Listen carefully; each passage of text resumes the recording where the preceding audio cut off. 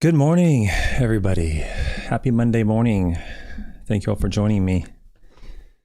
I see we got Bulgaria, Bulgaria in the chat, Germany in the chat, and I forget where Lush is. I think you're in Massachusetts somewhere, Connecticut. I can't remember. We have an international audience already this morning. Welcome. Turfgrass Epistemology. I'm Travis Shaddix. We're on a journey to find out how we know what we know about turfgrass science. And we have been talking about Thatch the last day or two. We have a brief little article we're going to go over today. And we have a brief little a periodical, like a website article too, we're going to go over today. I just happened to come across it this morning. I thought I'd bring it up. So it's going to be hopefully a relatively short episode today. I've got I don't know how many people in my house right now, but I said I would try to keep it down, and I'll try to get this knocked out. I have a gas company turning off my gas, running gas lines. My wife's in the house. She's got to go to work. She's taking some friends to the airport. So all sorts of stuff going on. I almost canceled, actually, but I think I can get it done, and then it may just be short. But welcome you all. Thank you for joining me. Let's talk about the article real quick, and then I'll get into the Thatch paper. The article, I came across an article that was I don't know, about robotics, and it's on Lawn and Landscape. It was posted 2 days ago, November 10th. It was posted 2023. It's called Gray's Robotics Launches Pre-Orders. I'm in no way associated with that company. I have no idea if their products are good or bad. No clue. So I'm not promoting them, and I'm not promoting them. I'm just talking about this particular article. And it talks about pre-orders. They're trying to sell their products and everything else. And on the website, they show a robotic mower that looks like more like a 3-gang mower. It's probably a 3-gang, not a 3-gang, like a 3-blade mower with well, it doesn't look like a normal robotic mower. It almost looks like a tractor with a 3-blade, part in the front that drops down and goes around. The tires are the non-pneumatic, the run tires that you can't puncture them or anything. So it'll probably run for God knows how long without having to change those tires. But anyway, the reason I'm mentioning it is because this particular mower is one that is robotic, runs on batteries, but it's really made for more like large areas. And the main problem that I as you probably know, if you don't know, I'll let you know, is that I have a robotic mower on my lawn. I've been doing robotic mowers for several years. I've been doing research with robotic mowers. I've published a few abstracts about robotic mowers with my grad students and so forth when I was at UK. And whether you're a fan of robotic mowers or not, they're coming, okay? They're coming, and they'll eventually work out all the kinks, and it's going to be a part of our normal maintenance programs and our normal management practices, whether you like it or not. There's some problems with the early models. They've worked out some of those kinks. There's still going to be problems with these models, and it'll evolve, and they'll eventually work it all out. But one of the major problems that I've ran into over the years is that the small units, even the commercial grade small units that are meant for like a lawn, you can only do about an acre and a half at the most.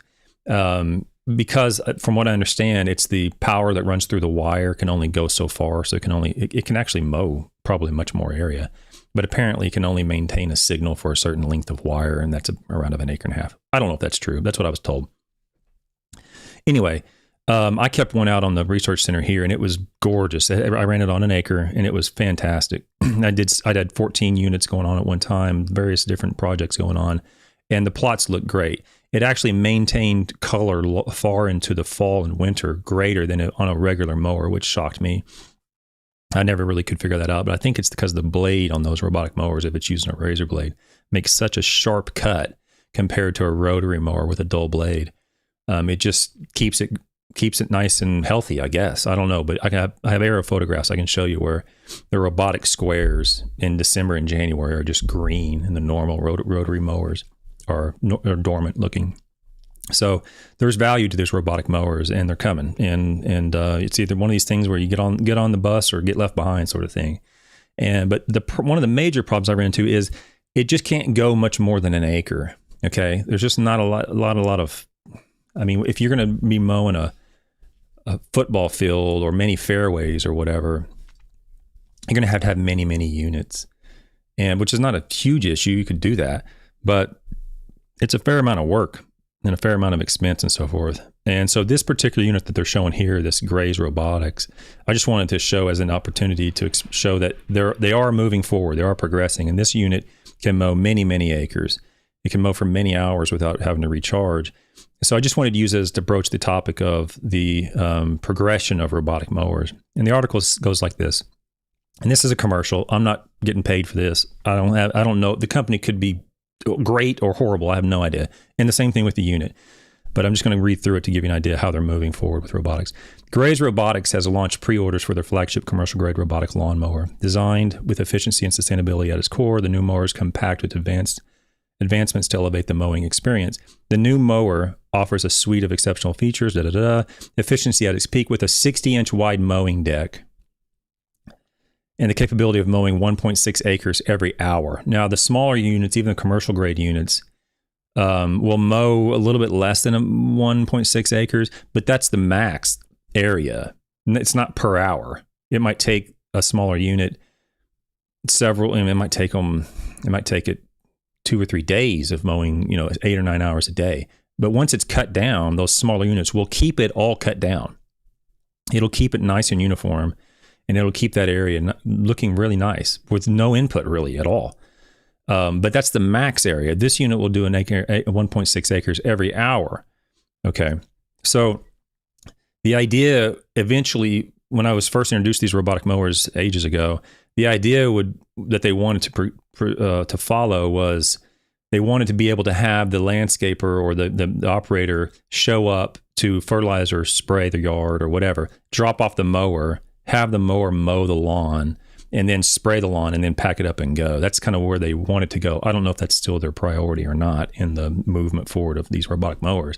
But a mower like this wouldn't mow a home lawn, but it could the concept behind it, or the ability to drop it off and mow at that rate, 1.5 acres an hour, certainly moves it into the category of being able to show up with the unit, start it, have it start mowing. You're doing the trimming, you're doing the weed eating, you're doing the blow, whatever it is, spraying, and that thing's doing its job too, and you pack it up and leave.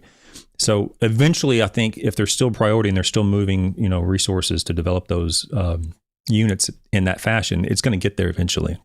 And this is certainly a mower that for football fields or soccer fields or fairways that could potentially do that. Extended operating time. The mower boosts an 8-hour run time. It can run for 8 hours without having to recharge. I'm not sure exactly how it recharges, but precision and adaptability. I don't know about so much about that. The terrain safety and connectivity. Gray's produce safety. Additional mowers come with an intuitive app, real time. Okay, that's just normal stuff. And then it's from the CEO. Today marks a pivotal moment for Gray's as we introduce G3, one of the most advanced robotic systems on the market today, says Logan Fahey, CEO of Gray's. We're excited and we believe. So he just goes on and talks more about the mower. But the only reason I wanted to show that is that if you're just a sprayer and a fertilizer, this is an opportunity, or it will eventually be an opportunity that potentially you could use this as an upsell or an addition to diversify your business portfolio, to have mowers be able to, you can drop one off, it'll mow the lawn, you can go back the next day, pick it up, drop it off at another house, mow the lawn. You could potentially do that, not maybe with that particular unit, but that's the way it's moving. So keep that in mind as you see those robotics. Oh, it's $10,000 for a mower to mow these lawns or whatever. How much does it cost for a human being for you to hire someone to go out and do that? $7.25 an hour is the minimum, right? You're probably paying them $10 an hour. So just do the math real quick. I mean, that's $15,000-$20,000 a year to hire someone to do that.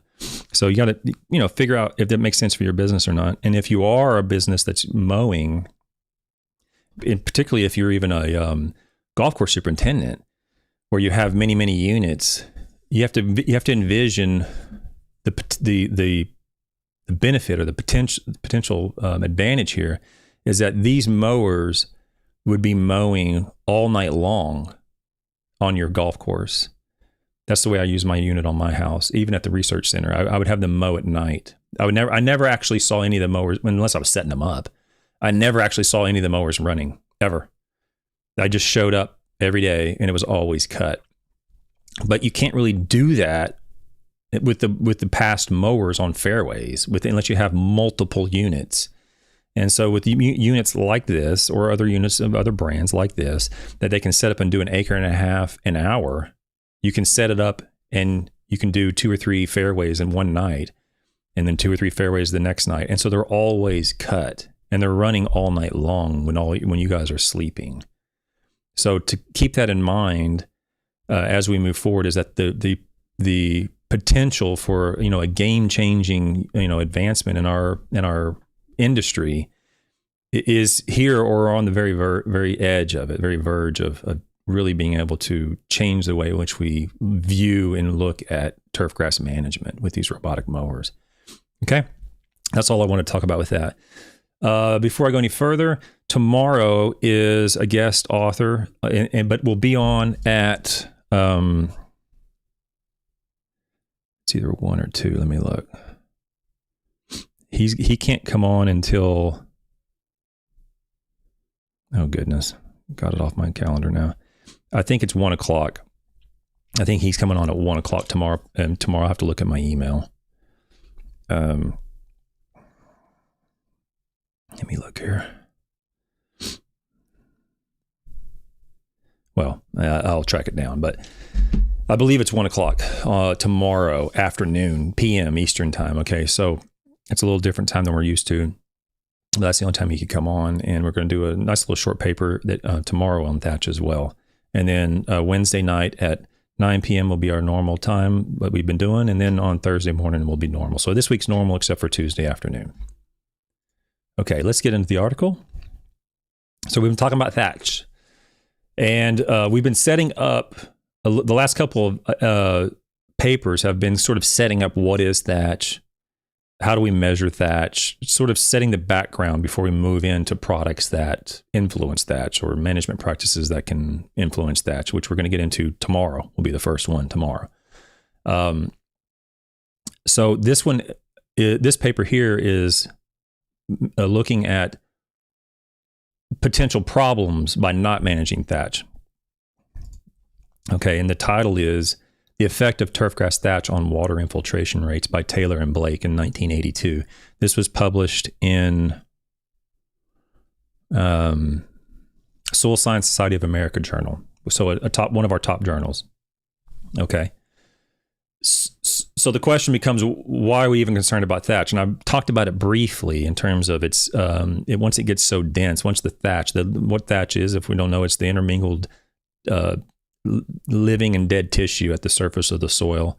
And it becomes so thick because it consists of plant parts that are high in lignin, which is very difficult for microbes to decompose. And so if the decomposers are not decomposing that tissue, or they're decomposing it at a lower rate than it's being created, the tissue can continue to develop and create a thick layer of turf tissue at the soil surface. And because of that, if it gets dense enough, particularly on grasses that are extremely resistant to decay, like zoysia, it can create turf quality issues. One of those issues at the time in 1982 and before was thought to be water movement through that layer. Okay, we're applying irrigation. Is it causing problems in terms of water moisture penetration into the soil? So that's what this paper looks at. Let's go through the introduction. It's relatively short. I'm going to read most of it. Water infiltration rate is an important property for athletic turfgrass areas. So right here, we've been going over we've been going over home lawns and some golf. Well, this is a sport turf related sort of thing. There's golf on this as well, and lawn care, I believe, as well. Sporting events proceed in all types of weather, sometimes during or immediately following rain. If excess water is not quickly removed from the soil surface, the condition of the field deteriorates rapidly and affects the quality of play, increasing stress of the grass plants, and it increases the danger of compaction and puddling of soil.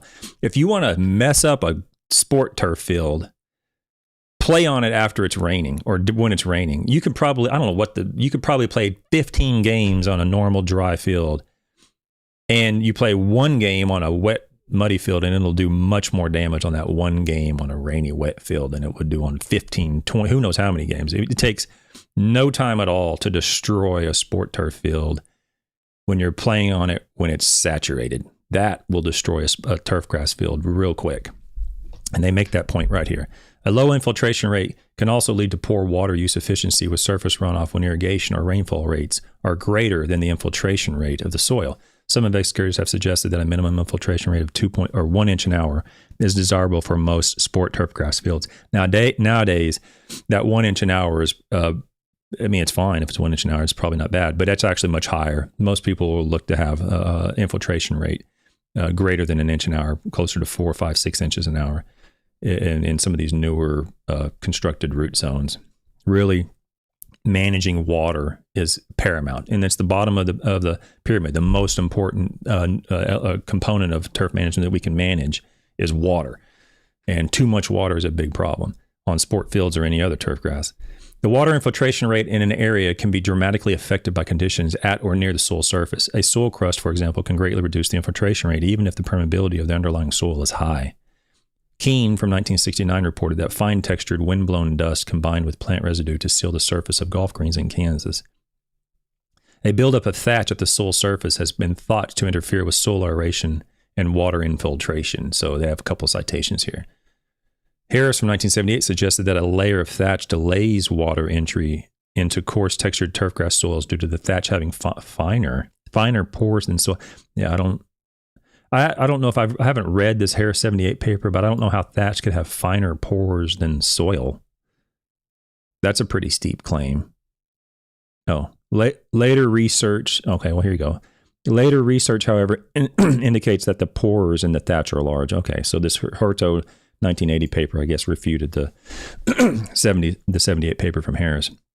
Yeah, it'd be very difficult for me to be convinced that thatch is going to have a greater number of micropores than soil. That's a pretty steep claim. It's going to have a greater number of macropores than soils, unless you have a really odd soil. Consequently, any observed reduction in infiltration rate should not be attributed to pore sizes in thatch. Okay, so he clears it up. That's interesting how he mentioned that basically saying this guy said that, somebody else said something different and refuted it, and don't worry about it in the introduction. A better understanding of the effect of thatch on water infiltration would assist in improving the management practices used to control thatch, maintain high water infiltration rates, and supply water to grass plants on sport turf areas. The objective of the study was to determine if thatch acts as a limiting factor to water infiltration rate on coarse textured sports turf soils. So for those people who are in sport turf who get, very little love from the scientific community because there's not a lot of, well, there is today, but wasn't a lot of research on sport turf related situations. Here's one just for you. Materials and methods. The effect of thatch on infiltration rate was measured using laboratory. So they're going to have two studies in this. One was a lab study looking at columns, and one was a field study. And I'm going to go through both of these briefly. Rate was measured using laboratory packed sand columns and field turfgrass plots. In the laboratory experiment, infiltration rate into sand profiles was measured in the presence and absence of thatch layer at the surface. In the field experiment, 9 turfgrass areas were selected, and the sustained infiltration rate was measured with the thatch and soil surface in place and with the thatch and soil surface layer removed. So sums it up basically. Then he's going to go through and explain what they did. But they packed sand columns, and they either put thatch on it or didn't put thatch on it, and they compressed it with various amounts of pressure, and then measured the movement of water through. And they also did it in the field, where they measured the movement of water through turfgrass in the field, and then they went in and removed the thatch layer and did it again. So they're going to explain briefly how they did that. Laboratory pack profiles consisted of sand packed into plexiglass cylinders of, looks like 3 inches in diameter by 2 feet in height, with a drainage outlet near the bottom. 20 centimeters of gravel, so that would be like 9 inches, I guess, something like that. 9 inches of gravel were placed in the cylinder and packed. Sand was then added in 2-inch increments. Each increment being packed with the energy of 5 impacts from, I'm not going to go through all that, it's just the logistics, but he's packing it. They're adding the sand to the columns in certain amount, in 2-inch increments, and they pack it, and they put a little bit more and pack it. And the reason they do that is they want the density, or the bulk density of the column to be set and known. So instead of just putting it all in the column and then compressing it, if they did that, the top layer of the soil packed column will be much more dense than the lower layer. So instead, knowing that, they attempt to avoid that by putting a little bit in and packing, and a little bit in and packing, and they pack it incrementally as they move up the column, which is very common, very appropriate way to do it. 6 treatments were imposed on these columns. Treatment 1 consisted of loosening the surface. Okay, I'm not going to read this. I'm just going to show the table up here. The table, there's treatment 1, 2, 3, 4, 5, and 6. So treatment 5 is the control. So they just packed the sand and then didn't do nothing. They didn't do anything to the top. Treatment 6 is they had the sand loosened at the top, and they put peat on the top of the column. Okay. So 5 and 6 are sort of, the 5 is the control and 6 is like a secondary sort of, I don't know why they did peat, but they just did peat. The other 1, 2, 3, and 4 actually looked at thatch that they pulled from it was tall fescue. The thatch on the laboratory sand profile came from a turf roof garden established. Oh no, it was Kentucky bluegrass. Approximately 8 years previous. So they had a Kentucky bluegrass turf growing for 8 years on a roof. Thatch had developed to a depth of approximately 2 inches over the entire grass area. Thatch placed on the cylindrical sand profiles was 3 to 4 centimeters thick. So it was around 1 to 1.5, or 1 to 1.5 or 1 3/4 inch thick. So I would say between 1 and 2 inches thick, the thatch was, that they pulled from a rooftop sward of Kentucky bluegrass that had a well-developed thatch layer. So that's the thatch they used to put on top of the columns. So I'm going to try to explain this real briefly. Treatment 1 and 2, they packed the columns and they loosened the very top of the soil. Treatment 3 and 4, they packed the columns and they just didn't loosen the top of the soil. Okay, that's what this loosened versus packed means. They packed everything except for the very top part. They loosened it a little bit on treatments 1 and 2. And then on treatment 1 and 2 and 3 and 4, they put thatch on all those. The only difference is that they packed it in differently, the thatch differently. So they either just put a weight on it of a known mass, and on treatment 1 they just set the weight on there and let it compress down, or treatment 2 they just literally kind of hammered it in there with a known weight. They just packed it in with a certain amount of force, and that's what they did on 3 and 4 as well. So basically it's all packed on treatment on all the columns, and they just loosened the top of the soil on treatment 1 and 2, and they put sod on them and they just compressed it in different ways. And then treatment 3 and 4, that's all packed. They didn't loosen the soil at the top, and then they put thatch on it and compressed it in the same ways as 1 and 2. Okay? I'm not really sure why they came up with those exact methodologies, but that's how they did it. Okay. So that's how they did the laboratory study. The field study is, where's the field study? Okay. The effect of thatch on infiltration rate was determined on 9 field sites by measuring in situ infiltration rates, then removing the thatch and remeasuring the infiltration rate. The field turfgrass areas included 6 golf greens, 1 football field, and 2 turfgrass roof gardens, all of which had been constructed with soil mixtures having sand contents from 69 to 93% by weight. Okay, sustained infiltration rates were determined simultaneously in triplicate using a double ring infiltrometer. So if you've never seen a double ring infiltrometer, envision like trying to think how to explain it. Envision like a steel ring that's, say, 6 inches thick, 6 inches tall, and then, hang on one second. Let me put this on mute.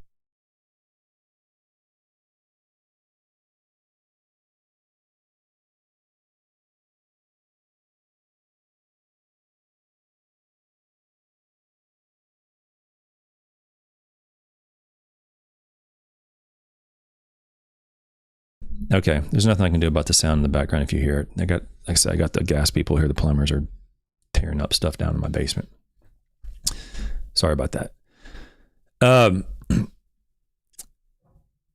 Okay, so basically, it's like a steel ring that is 4, 5, 6 inches tall, and then there's another ring outside that ring that is the same height. It's just a little bit wide. The diameter is much larger. So there's a center circle that's void, and then there's a ring that's void. And what they'll do is what we'll apply water into the middle ring, and when it penetrates through that middle ring, we're able to measure the rate in which the water is flowing through, and we can maintain a known amount of pressure on the top of that water column. Maybe I can find a photo of it, because it's kind of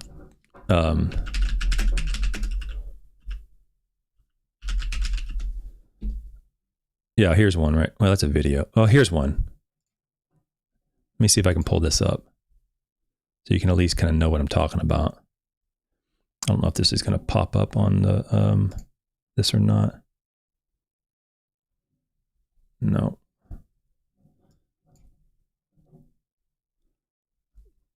I'm not sure why that didn't pop up there. Let me try. I'm not exactly the most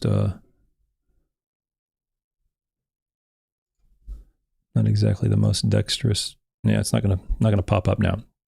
Anyway, just envision two rings, and that's how we can actually accurately penetrate the soil and know how much water penetrated the soil in the field. Okay. Very common. Okay. So they used the double ring filtrometer. They measured the amount of water that's moving through with the turf and thatch on there on top of the soil in the field. And then the following day, the thatch layer was removed from inside the rings by slicing the grass into 20 centimeter strips and carefully cutting each strip just below the thatch layer using an 8 centimeter wide spatula. Generally, the amount removed included the surface 3 to 4 centimeters of thatch, and the soil infiltration rate was again measured, this time with the surface layer removed. So that's how they did it in the field. Pretty straightforward, pretty common. It's not anything out of the ordinary. So kudos to them. They did it right. So let's get into the results and discussion. The results show that thatch did not restrict the flow of water into the packed sand. So we're in the column study in the greenhouse, I guess is where they put it. So if you can envision a soil packed column with thatch stacked on top of it, and you go, well, if thatch is, thatch, if you believe, or at the time you were convinced that thatch was reducing the infiltration rate of water off the surface of the turf into the soil, they have a column study right here, and it says right at the beginning, the results show that thatch did not restrict the flow of water into the packed sand. Did not. So you have to think of this as, I don't have to, but envision like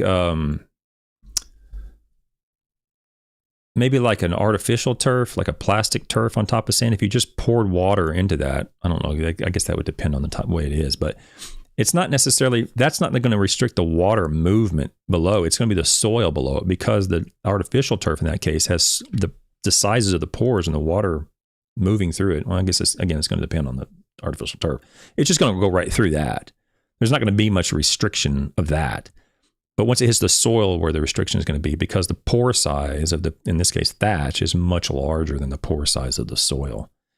Okay, and it's just going to go right through those large pores and hit the soil, and then it's going to start penetrating the soil at a different rate.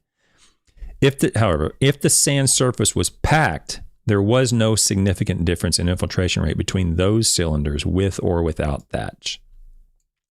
Nor was there a significant difference in infiltration from packing the thatch and firming it on the surface with a dead weight. Remember, they did it two different ways. They packed the thatch in two different methods. If the sand surface was loosened before the thatch was put in place, infiltration rates were higher even when the thatch was present than where the sand surface was not scarified. So when they loosened the soil a little bit at the top, the penetration was greater, faster. than if they didn't, regardless of whether there was thatch on or not. So the thatch didn't really have much of an impact. Okay, in the lab. We're going to show a little bit of results here in a second. Actually, on that one, I can show it right now. So over here on the laboratory study, this graph here on the left, which is what we're looking at. So those of you listening, I'm looking at a bar graph. On the x-axis, we have treatment numbers, 1, 2, 3, 4, 5, and 6. And on the y-axis, we have the infiltration rate of water in centimeters per hour. And you can see the sand packed with peat. So there was treatment number 6 had virtually, it was extremely low, 1 or 2 centimeters per hour. So that peat being more dense and much more hydrophobic allowed very little water to move through it. It was extremely slow. But all the other sand packed columns with thatch, or this one here without thatch, you can see the influence. The actual thatch, the presence of thatch in the greenhouse or the packed columns actually resulted in a little bit of an increase. We're looking at 100 centimeters per hour with the presence of thatch with loosely packed soil at the top, compared to maybe 50 or 60 centimeters per hour from the control. So the thatch actually resulted in a little bit of an increase in water movement from that particular treatment. And you can see it kind of goes down a little bit here and there, but most of them are very similar. Whether if it had thatch or if it didn't have thatch, for the most part, there was no reduction for sure. If anything, there was a little bit of an increase in water movement in the presence of thatch in the laboratory columns. Okay. Okay. I'm going to get to that in a second. So values of sustained infiltration rates with surface thatch present or removed are shown in figure 2. So this is for each of the 9 field studies. So in the field, in the laboratory information and results are very valuable, but sometimes they don't exactly correlate with what we see in the field. Okay, that happens very frequently, actually. In this case, they did both. I'm going to show what happened. I just showed you what happened in the laboratory. Now we're going to see what happens in the field.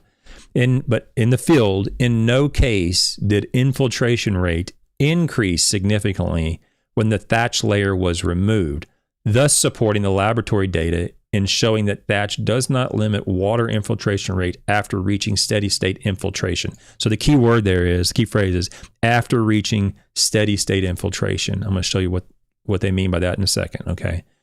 But once the infiltration becomes, movement is consistent and steady, the presence of thatch had no influence on that. It didn't reduce the infiltration rate. At 6 field locations, removal of the thatch layer did not significantly change infiltration. So 6 of the 9, there was no increase and there was no decrease. Okay. At 3 of the locations, removal of the surface significantly decreased the measured infiltration rate. Okay, so removal of thatch reduced the water flow. Okay, now they go through here and they postulate as to why it shouldn't happen. Okay, removal of the thatch shouldn't reduce the movement of water through the column. I mean, and theoretically, it shouldn't do that. And they provide some they postulate as to why that could occur, and basically they believe it's probably from an error in the methodology. 2 possible reasons for this are plugging of the pores by the spatula used to remove the surface layer. That's an error. It's nothing you can do about that.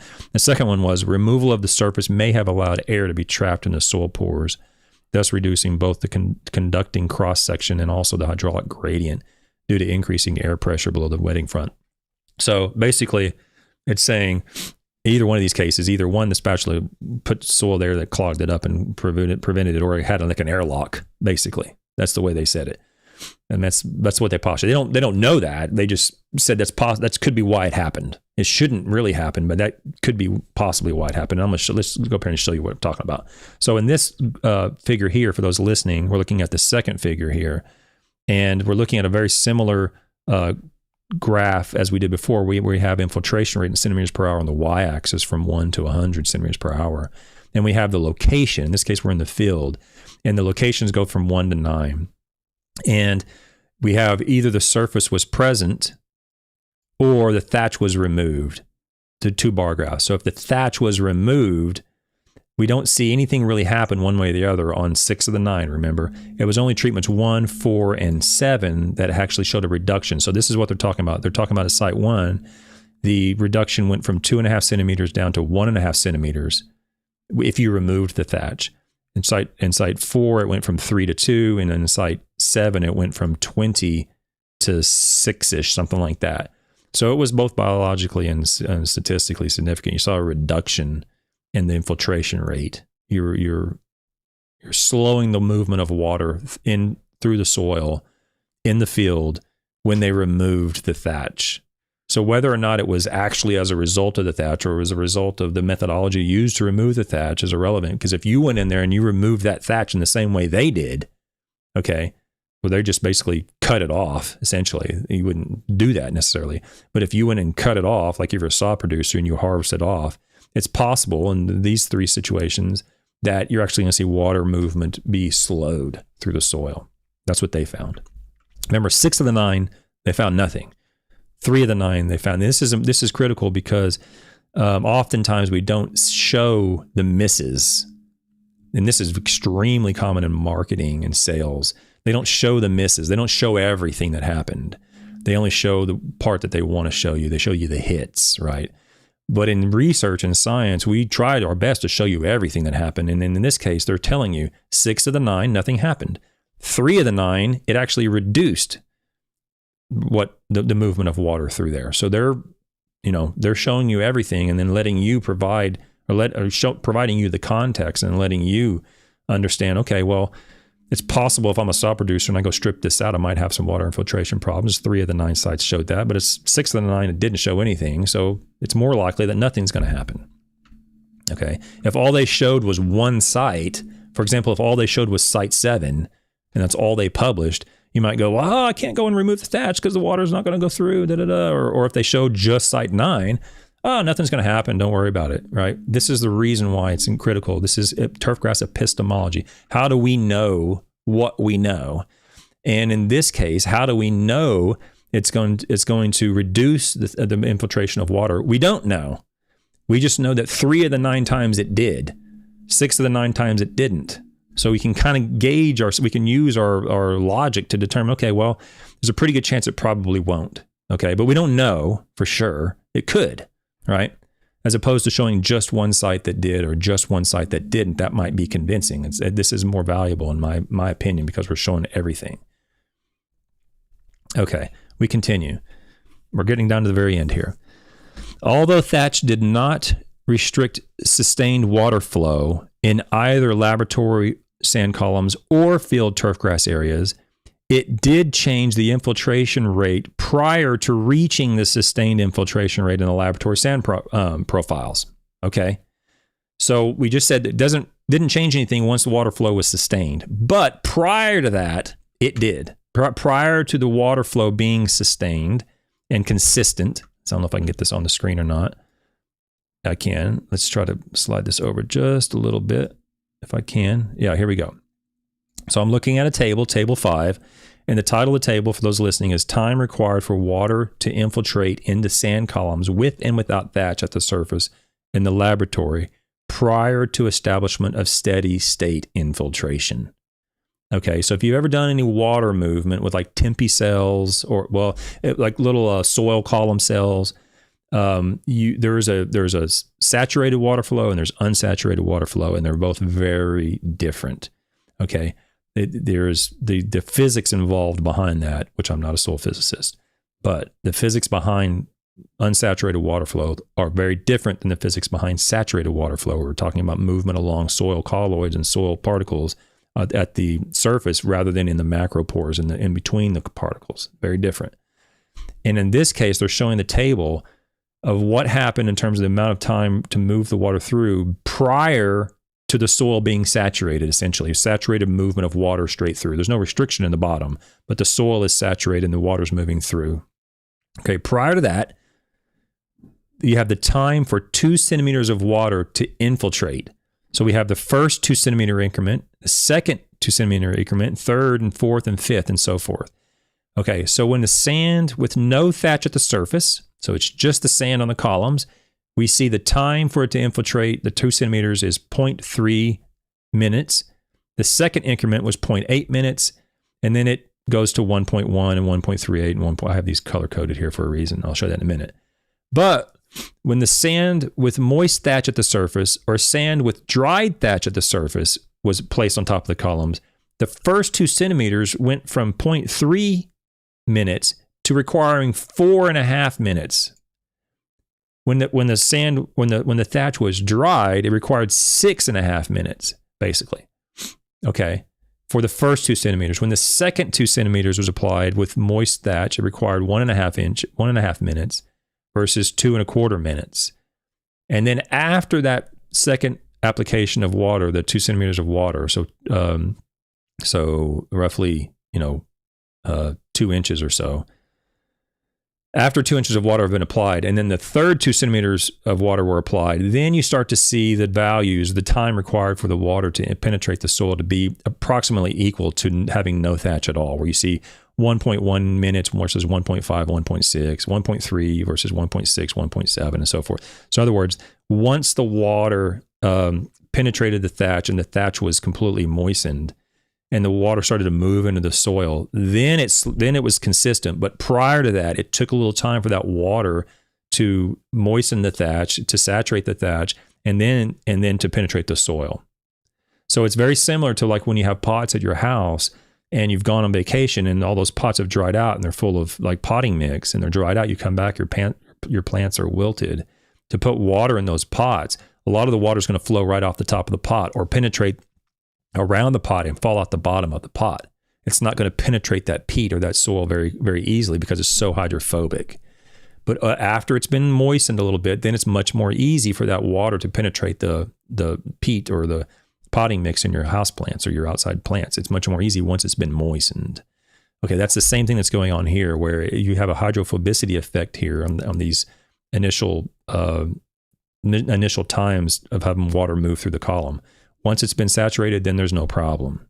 Okay, the movement of water through these columns is the exact same, regardless of whether there's peat or whether there's not peat. After the peat has been saturated is essentially what this table's saying. Okay. Okay. Last paragraph. The effect of thatch on the initial infiltration rate, although it lasted only for a short time period, should be taken into account in irrigation scheduling. Initially, very little water may enter the soil, but once the thatch is thoroughly wet, it will not result in a reduced rate of water infiltration into the soil. I wish they would have worded that a little bit lighter.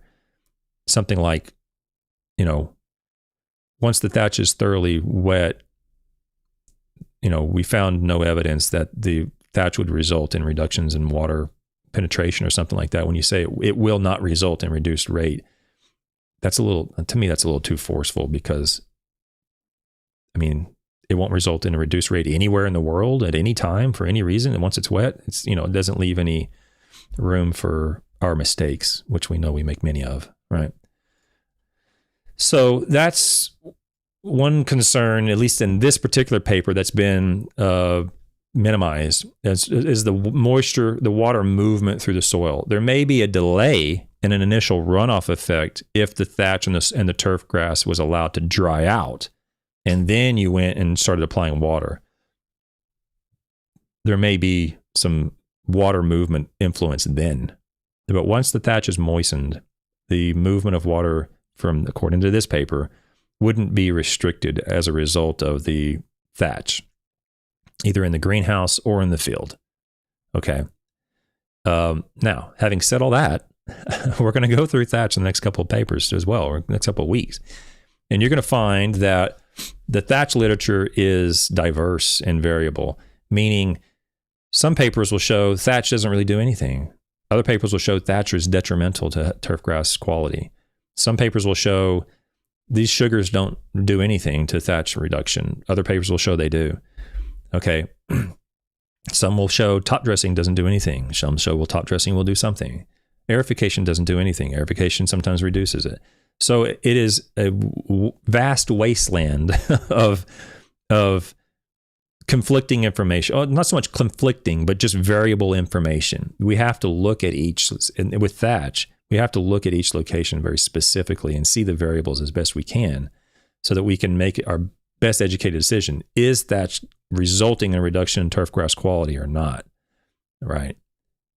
What turf grass is the thatch being developed from? Is it zoysia grass or is it Kentucky bluegrass? Where is it? Is it in Wisconsin or is it in South Florida?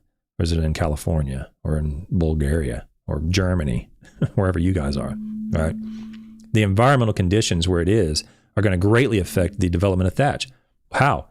Because in colder climates, where the microbes don't have the ability to reduce that thatch or break it down as rapidly as it would in warmer climates, you might have a propensity or a greater likelihood of developing more thatch. So what might work in Dallas, Texas on thatch reduction might not work in, West Lafayette, Indiana in Purdue. So it just simply because of the differences in the climates and the cold temperatures and the rainfall and microbial activity that we need to break that thatch down. Okay, so keep that in mind as we move through here. Please don't take one paper. You can do this for the most part in some of the nitrogen papers where you can take one paper and kind of that'll help guide you oftentimes. Nitrogen rate should be, whatever, half a pound to 2 pounds or whatever on this turf grass. You can kind of use that wherever, sort of, right? But in thatch, you can't do that. You can't say, I'm going to apply this product and it's going to reduce my thatch by 30% because this paper said so.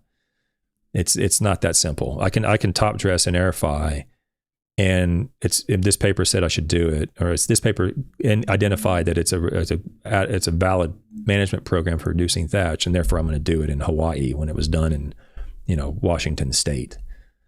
Okay, so it is definitely, thatch is definitely a factor in turf grass management that you cannot say one size fits all. We have to look at the entire body of literature and get an understanding of what's going on so we can make the best management decision we have. And in most cases, I'll just say this from the beginning, in most cases, it's going to be a physical solution. It's going to be something physical to remove that tissue out. It's going to be the management plan that is the most consistent across locations and times and turf grasses. It's not going to be a product or a chemical that you can apply that's going to, have a beneficial impact on your location. In most cases, there are clearly cases to the contrary, but keep that in mind as we move forward. Okay, guys. Okay, tomorrow, I'm going to put it up this afternoon, the time. I'm pretty sure it's at 1 p.m. tomorrow. We have a guest, and we're going to talk about some of those products. So there's a biological product that he did that he worked on and he published in his paper. It's a very short paper about turf grass thatch management with biological products, or or one or two biological products, if I remember correctly from his paper. Okay, guys. If there's no questions, thank you all for showing up. Looney, Tay Ronk. I'm not sure if I remember that name, Tay Ronk. I'm sorry if you've been on here before and I just forgot, but a couple new names. That popping up, Brady 419. Interesting name. From Germany to Bulgaria to California to New England, wherever you're at. Thanks for showing up. I really appreciate you showing up. Now, there was one thing that popped up on Discord as I leave you today. I didn't realize on Discord there's like a musical category, and somebody mentioned something about the music that I played last time. So I'm popping in another new musical ending here. This is almost for sure going to get my video stripped off of YouTube because there's probably a copyright on it. But I will say this: for many, many years, I've been disappointed in the quality of rock music, but there may be hope. There is hope yet. The hope comes in the form of 3 ladies from Mexico. See you tomorrow. Bye.